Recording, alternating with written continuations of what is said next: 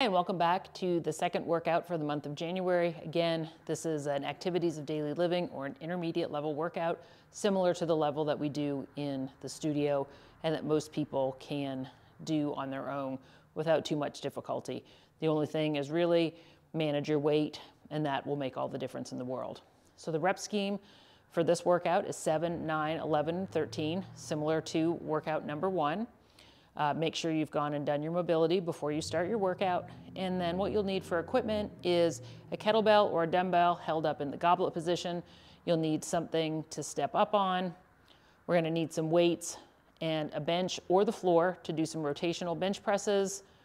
We're gonna be doing some aviator raises, some triceps, some pullovers, some lateral lunges, and some rack pulls. So ideally, if you've got a heavier kettlebell, that would be fantastic for the rack pulls, but we can also do it with a dumbbell if that's all you have to work with. So to get started, we're gonna do kettlebell single leg step ups, and we're gonna do 7 on each leg. So to do those, you're going to plant your right leg, and you're gonna hold the weight in your left leg, and we're going to step up and step down. So you wanna fully unload on the back leg, and you wanna press down into the box or the step with the stationary leg as if you're trying to crush something. So think about that. It'll activate your glute and it'll prevent your knee from wobbling around. So we have 7 on each leg. So nice and controlled, like you're stepping down on a pillow, okay? So try to keep this knee stable and not all over the place. And then you'll switch and do 7 on the other side. And then the 90-degree rotational bench press looks like this. We're on our bench. You can also do this on the floor. So we start with our weights up here, palms facing forward, and then we rotate down to neutral and then rotate back up. So full bench press position, rotating down to neutral, get a good stretch, rotate back up. So we have 7 of those. Then we'll go back to our step ups, and we'll do 9 on each leg. Then the rotational bench press will do 9, 11, 11, 13, 13, and we're completed that portion of the workout. The next section of the workout, everything is 13, and we'll be doing 3 rounds of that. So to get started with that, we're gonna do some aviator raises. So I would suggest a little lighter. These are gonna add up quickly, so roll those shoulders down and back. And an aviator raise, if you haven't done them before, it's front, come down, out to the side, come down, and that's 1. So front, down, turn to the side, down, that's 2. So you have 13 of those. Then our Tate press, which is just a different tricep move, exercise.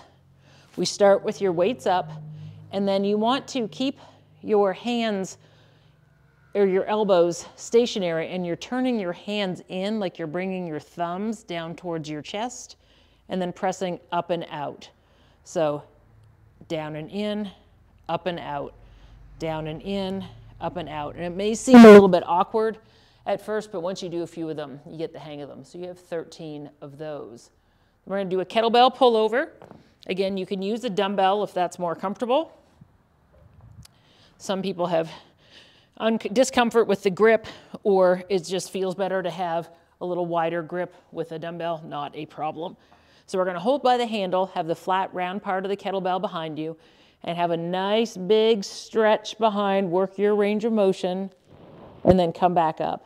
So we're always starting and finishing right at our forehead. So big stretch back, and then up. Try to keep that back on the bench if you can, and try to keep your core engaged. We don't want any pulling or discomfort in the low back. We're gonna do 13 of those. We're gonna grab 2 dumbbells, and if you need to just use a kettlebell, that's fine. We have 13 on each leg, and what this looks like is you're gonna step lateral, and you're gonna frame your leg with the 2 dumbbells, and you come down, and then step back in. So out and down, step back in, out and down, step back in.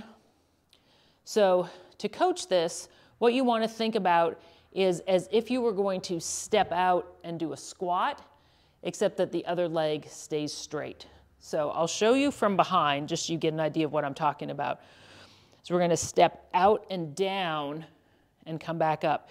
So every time I step out and push my butt back, I can look down and my knee is pretty aligned over my ankle and I can see my feet. So we have 13 on each leg of those. And then we're gonna finish up with a rack pull. So this is where you want a heavier kettlebell.